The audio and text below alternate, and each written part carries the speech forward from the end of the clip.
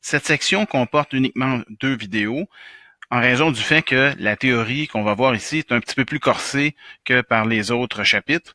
Donc, si jamais les vidéos sont pas assez claires, je vous encourage à lire les sections 1.5 et 3.2 du livre de Bishop. Donc, avant de parler de la théorie de la décision, on va revenir sur des choses qu'on a vues auparavant, à savoir la régression linéaire. Donc, on a un modèle, par exemple, un modèle comme celui-ci, donc qui est ni plus ni moins un produit scalaire entre des paramètres W et puis des données observées, un vecteur de données observé X. Et à la fin, ça devient un produit scalaire comme ça ici. Ce qu'on a vu, c'est qu'une des façons d'entraîner un modèle, c'est de minimiser l'erreur quadratique. Okay? Donc, si je minimise l'erreur quadratique, ça revient à trouver un modèle qui ressemble à ça ici. Donc, j'aurais des données qui sont ici illustrées par des points bleus, qui sont distribués de x étant proche de 0 jusqu'à une valeur x maximale. Et pour chacune des valeurs de x, on a une cible, t. Et là, ici, puisque j'ai un modèle linéaire, la seule chose que je peux faire, c'est de minimiser l'erreur quadratique. C'est ce que j'ai dit à la page précédente. Donc, on veut que le modèle, pour chacune des données, fasse une prédiction qui soit la plus juste, c'est-à-dire celle qui est la plus proche de la cible, au sens d'une distance quadratique. En fait, ce qu'on a mentionné aussi, c'est que si on prenait une seule valeur xn, okay, ou ici j'ai mis x, là, donc de façon vraiment générique, on pourrait juste dire x. En fait, si je prenais toutes les cibles possibles et imaginables associées à une certaine observation x, par exemple x si c'était une période, une journée dans l'année, puis là on regardait la cible, c'était les températures, on pourrait regarder sur les 20 dernières années, cette journée-là, quelle fut la température observée. Donc en degrés Celsius, par exemple. Donc on aurait plusieurs observations pour une valeur de x. Donc le but, le meilleur modèle ici, ça serait de trouver, c'est ce qu'on avait dit, le modèle qui correspond à la moyenne de cette distribution-là ici. Okay, de cette distribution-là. Et ça, c'est une distribution-là. Cette distribution-là ici, c'est une conditionnelle. Okay, c'est la distribution conditionnelle. Donc, si on suppose que notre distribution conditionnelle est gaussienne, ce qui n'est pas nécessairement le cas. Si c'est pas le cas, il faudrait faire une autre hypothèse. Mais si jamais nos données sont gaussiennes, ben on va se dire que le modèle qu'on cherche à trouver, ça correspond à la moyenne mu. Ou encore, si vous préférez, YW de X, ça va être l'espérance mathématique conditionnelle. Donc, de X, de T étant donné X, pardon. Okay? Donc, ça correspond à l'espérance conditionnelle, ce qui est la moyenne. Puis, si on fait ça, ben, ça revient à avoir un modèle où je suppose que j'ai une moyenne, mes données, les cibles qui ont été générées à partir d'un certain modèle, plus du bruit. Donc, on avait aussi dit que si je minimise l'erreur quadratique, ben j'ai une solution qui correspond à celle-ci quand je fais un maximum de vraisemblance. Si je faisais un maximum a posteriori, je rajoute plus lambda fois un terme comme ça ici, un terme de régularisation.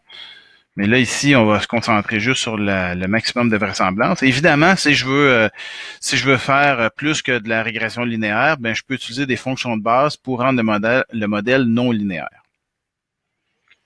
Donc, si je résume ce qu'on a dit, on a des données, mettons dans le cas linéaire, on a des données ici qui suivent un modèle, des données qui sont bruitées, et si je cherche à trouver le meilleur modèle possible en minimisant les paramètres W et l'erreur quadratique, ben la meilleure solution, ce qu'on avait dit, c'est l'espérance conditionnelle, c'est-à-dire c'est pour une valeur de xn donnée, la meilleure solution que je pourrais avoir, c'est la moyenne ici de ma distribution conditionnelle.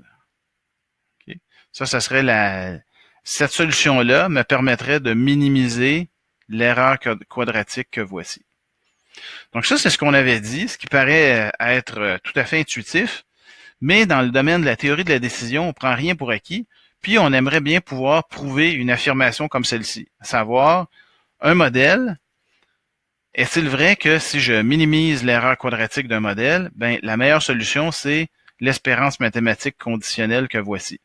Hein, puis je vous rappelle que la définition de l'espérance conditionnelle, c'est la suivante. C'est l'intégrale de t fois la distribution conditionnelle p de t dans données x.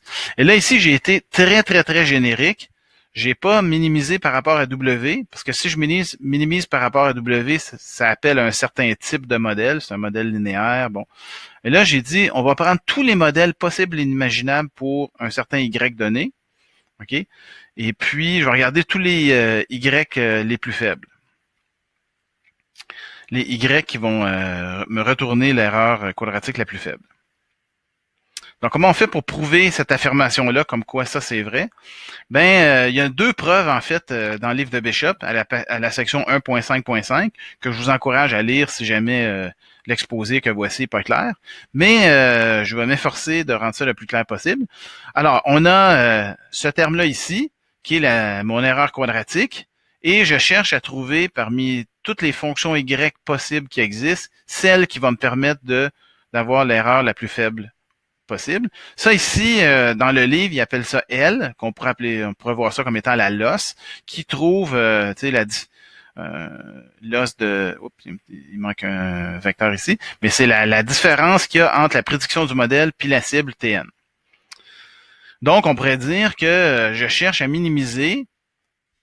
J'ai rajouté ici 1 sur n, ça c'est juste une constante, donc ça change rien. J'ai le droit de rajouter ça. C'est une constante qui dépend pas de y, mais c'est la somme de toutes les losses possibles de n égale à 1 jusqu'à grand n. Donc ça, c'est les données ce sont issus des données d'entraînement. Il y a n données d'entraînement. Puis je prends 1 sur n. Ça veut dire que je cherche à minimiser la losse moyenne pour une certaine valeur de y ou un certain modèle y. Ben donc ça ici, c'est l'erreur moyenne, parce que j'ai rajouté ça ici. Donc ça me dit, ça c'est l'erreur moyenne ou la loss moyenne, si vous préférez. Hein. Évidemment, loss entre guillemets, parce que c'est un anglicisme. Puis si n tend vers des valeurs qui sont très, très, très élevées, hein, ben une moyenne, c'est l'espérance mathématique. Il ne faut jamais oublier que une moyenne, c'est quand n tend vers l'infini, c'est toujours l'espérance. Ça finit par être l'espérance mathématique. Donc, puisque x et t sont idées d'une distribution jointe, ça veut dire que mon ensemble d'entraînement est issu de données qui ont été indépendamment, identiquement distribuées d'une distribution jointe. Ça a été mentionné à plusieurs reprises dans le cours. Si jamais c'est pas clair à ce point-ci, je vous encourage de venir me voir. Mais puisque ça, c'est chaque donnée ici, chaque paire XNTN sont idées de ça, ben l'espérance mathématique de ma loss, ça se représente de la façon suivante. Donc, c'est une double intégrale, parce que j'ai des X et des T. Donc, une intégrale le long des X, une intégrale le long des T, de ma loss fois la jointe qui est ici. Puis la loss, ben, c'est la différence au carré entre ce que mon modèle me donne pour un certain X et la cible T de ce X donné au carré. Donc, en gros, j'ai reformulé mon problème pour avoir quelque chose comme ça ici. Donc, on cherche parmi tous les modèles à notre disposition Y, le modèle qui va me permettre d'avoir une erreur quadratique moyenne. Puis là, je regarde ça, je fais l'intégrale sur toutes les valeurs de X et de T possibles. C'est comme si je disais, parmi toutes les paires XT possibles, j'avais une infinité d'observations possibles. Ben, je voulais savoir si je considérais toutes les observations possibles, c'est quoi l'erreur quadratique ici moyenne qui serait la plus faible. Alors, pour trouver ça ici, comment je procède? Comment on fait pour trouver c'est quoi le meilleur Y? Bon, déjà, il y a quelque chose qui peut être non intuitif. Ça ici, c'est ce qu'on appelle... ça ici, c'est une fonction. Okay, ce qu'il y a là ici, c'est une fonction qui dépend d'une autre fonction. Ça, c'est une fonction. Puis ça ici, c'est aussi une fonction. On peut voir ça comme ça. En fait, ça ici, on peut voir ça comme une fonction qui dépend d'une fonction. On appelle même ça une fonctionnelle. une fonctionnelle. Donc, si je veux savoir c'est quoi la meilleure valeur, le Y qui va me permettre de minimiser mon espérance mathématique de ma loss, ben il faut que je fasse quelque chose qui est plus ou moins intuitif, c'est-à-dire trouver la dérivée d'une fonction par rapport à une fonction. Et c'est pour ça que j'ai pas utilisé le dérivé comme étant un D comme ça ou un D courbé, mais plutôt un delta. Là, c'est la dérivée d'une fonction par rapport à une fonction, et je vais forcer ça à 0. Ça, c'est pas très intuitif, peut-être pour certains d'entre vous. En fait, ce sont des calculs variationnels, et la solution que j'ai ici, je l'ai obtenue par un théorème assez connu dans le domaine du calcul variationnel. En fait, c'est complètement central au calcul variationnel. C'est le théorème d'Euler-Lagrange. Évidemment, je vous demande pas de comprendre le théorème d'Euler-Lagrange, mais je vous demande quand même d'accepter cette solution-là ici. En fait, qu'est-ce qu'on a fait, grosso modo? On a pris la fonction qui est à l'intérieur, on a dérivé par rapport à y, donc le 2 s'est retrouvé devant.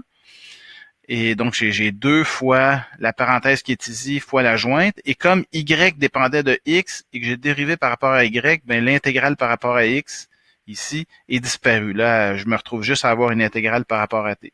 Donc, évidemment, c'est pas très intuitif, mais je vous demande d'accepter l'idée que, ben finalement, la meilleure fonction y qui minimise le terme qui est en haut, mais en fait, peut s'obtenir avec l'équation qui est en bas ici que j'ai encerclée. Donc, j'ai cette équation-là que j'ai obtenue par le théorème d'Euler-Lagrange. Alors, qu'est-ce que je peux faire à partir de ça? Déjà, j'ai une fonction qui est égale à 0. Puis le 2 ici devant, c'est juste un coefficient. Donc, je peux éliminer le 2 parce que j'ai un 0 qui est à droite du égal. Ensuite, j'ai pris ce terme-là ici et je l'ai distribué dans ma parenthèse. Donc, je me retrouve à avoir y fois p fois la jointe, moins t fois la jointe. Et là, ici, là, déjà, j'ai la somme, une intégrale d'une somme, c'est la somme des intégrales. OK? Puis, vu que j'ai un moins qui est ici, le moins s'est retrouvé là. Donc, qu'est-ce que j'ai ici à gauche? Ben, déjà, à gauche, si vous voyez, y de x ne dépend pas de t.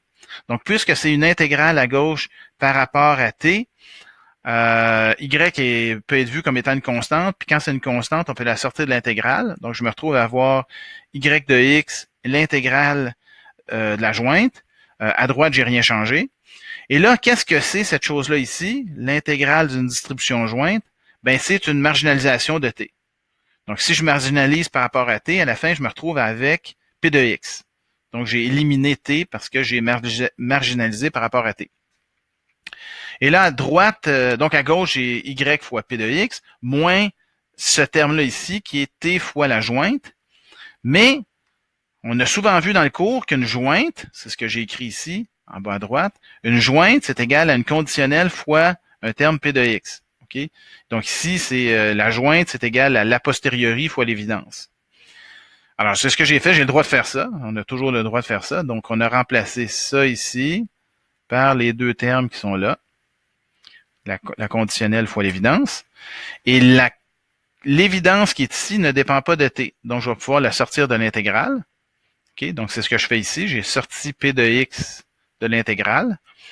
Et là, je me retrouve avec quoi? Bon, ben déjà, j'ai l'intégrale de t fois p de t étant donné x. Ça ici, c'est une espérance conditionnelle. Puis en plus, comme j'ai des p de x qui multiplient y et donc p de x, ce sont des coefficients, ben je peux les éliminer parce que j'ai un 0 à droite de mon égal. Fait que ça ici, c'est l'espérance mathématique conditionnelle. Fait que je peux finalement avoir y fois 1 parce que le p de x est plus là, moins encore le 1 parce que le p de x est plus là, je l'ai éliminé, fois 1 fois l'espérance conditionnelle. Okay, puis éventuellement, je peux dire que y égale à l'espérance conditionnelle, ce qui est ni plus ni moins la solution de mon problème. Ce que j'avais mentionné précédemment. Donc, le meilleur modèle, si je cherche à minimiser une erreur quadratique, ben c'est l'espérance conditionnelle de t étant donné x.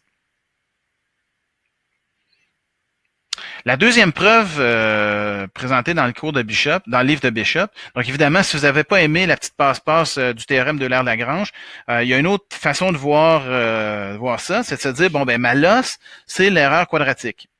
OK? Donc, c'est l'erreur entre ce que mon modèle va me prédire et puis la cible pour un certain X donné, le tout au carré.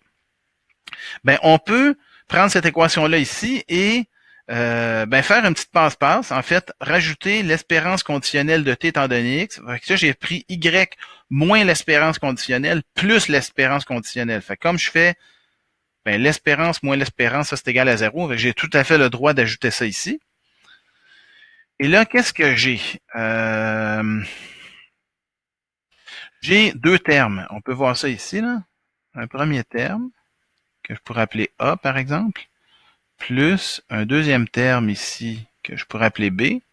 Fait que là, j'ai quoi? J'aurais A plus B au carré. Mais quand j'ai une somme de deux termes au carré, on peut représenter ça comme A au carré plus 2AB plus B au carré. Ce que je vais faire. Donc, je vais prendre le premier terme ici, je vais l'élever au carré. Le deuxième terme, je vais l'élever au carré. Puis ensuite, je vais faire le produit croisé des deux termes fois 2. C'est ce que j'ai fait ici. J'ai le premier terme qui est là, ok, ce que j'avais appelé A qui est ici, au carré, plus 2 fois le produit croisé entre A et B, puis ensuite l'espérance moins T, qui est ce terme-là ici, qui se retrouve là, au carré. Alors, à partir de maintenant, ce qu'on va faire, c'est que on va se dire que ce qu'on cherche à minimiser, c'est ce qu'on avait dit, c'était l'espérance mathématique de L. Ce qu'on cherche à minimiser ici, là, c'est l'espérance mathématique de L. Voyons voir de quoi ça a l'air, cette espérance mathématique de L. Donc, l'espérance mathématique, ça, c'est ce qu'on avait dit précédemment. On avait dit c'était la loss fois... en fait, c'est l'espérance mathématique de la loss, puis j'ai ici une probabilité jointe de X et T. X avec un vecteur, désolé. Donc, et là, j'ai mentionné à la page précédente que ce terme-là ici, quadratique, ça peut être vu comme étant Y moins l'espérance mathématique au carré, plus le produit croisé, plus le dernier terme ici au carré. Là, on va se concentrer sur la partie ici au centre, parce qu'en fait, cette partie-là ici est égale à 0. Ça ici, c'est égal à 0. Ça paraît, c'est pas évident. Donc, on va essayer de rendre ça un peu plus évident, mais ce terme-là ici est égal à 0. On va voir qu'est-ce qui arrive. Donc, j'ai fait un zoom ici sur la partie du centre, donc j'ai rien changé. Alors, qu'est-ce que je vais faire? Déjà, je vais m'attarder sur la jointe qui est ici. Et la jointe qui est là, je l'ai représentée par, comme j'ai fait précédemment, la conditionnelle qui est là, donc qui est l'a posteriori fois l'évidence, P de X. Et là, alors, à partir d'ici, je vais regarder quels sont il y a plusieurs termes qui sont indépendants de T. On va voir qu'est-ce qui est indépendant de T. Bon, déjà, Y de X est indépendant de T. 2, c'est indépendant de T, c'est un terme multiplicatif. Évidemment, P de X est indépendant de T. Et là, il y a deux autres termes qui sont indépendants de T. Il y a lui, l'espérance mathématique, et lui ici, l'espérance mathématique. Alors, ça peut paraître non intuitif parce qu'on dit c'est l'espérance mathématique de T, donc ça doit bien dépendre de T d'une certaine façon. Pas vraiment en fait. Alors, je m'explique. Je vais essayer de vous donner un exemple ici. Si jamais c'est pas clair, venez me voir. Mais mettons qu'on va revenir à la base. Ok, l'espérance mathématique d'une certaine constante A, c'est égal à A. Comment on fait pour prouver ça? En fait, l'espérance mathématique de A, c'est égal à l'intégrale de A fois P de X dx. OK? Et comme A ne dépend pas de X, on peut mettre l'intégrale, sortir A de l'intégrale fois P de X dx. Puis l'intégrale d'une distribution P de X est toujours égal à 1.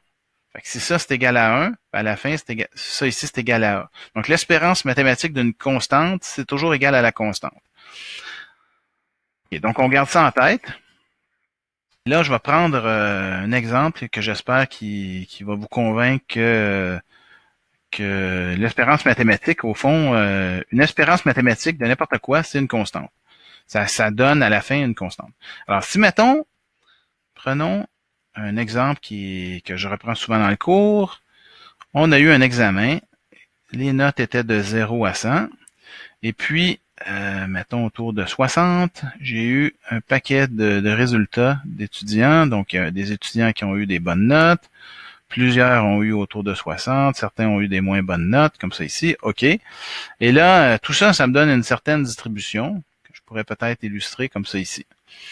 Alors, ça, c'est ma variable x.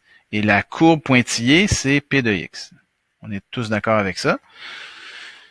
Alors, si je prends l'espérance mathématique de x, ben, l'espérance mathématique de x, je peux l'approximer par, bon, déjà, formellement parlant, c'est l'intégrale de x fois p de x dx.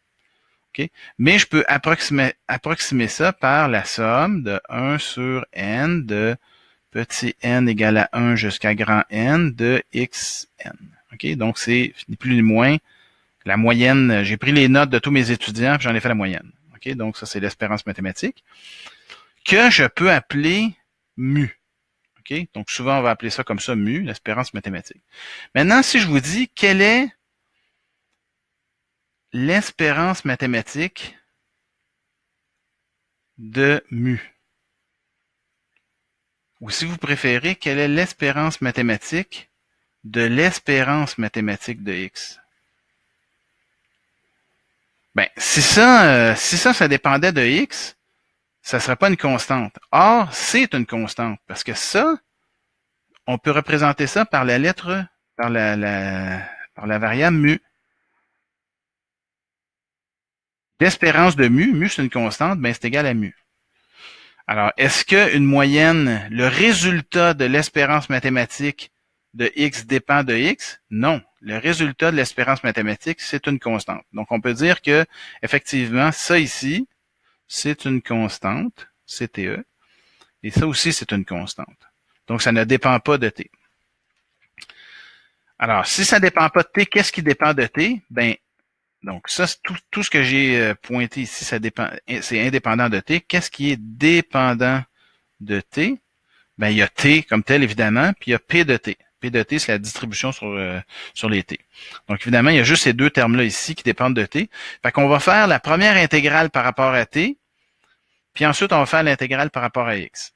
Donc, si je fais la première intégrale par rapport à t, je vais mettre de côté tout ce qui ne dépend pas de t. Donc, 2, y, l'espérance mathématique, p de x, ça ne dépend pas de t. Et là, j'ai regroupé ensemble tous ces termes-là ici qui dépendaient de t. Okay? Ou presque. Donc, j'ai une parenthèse ici. La parenthèse dépend de t, parce qu'il y a un t à l'intérieur de la parenthèse, fois la conditionnelle. Alors, là, ce que je vais faire, c'est que je vais prendre cette conditionnelle-là ici,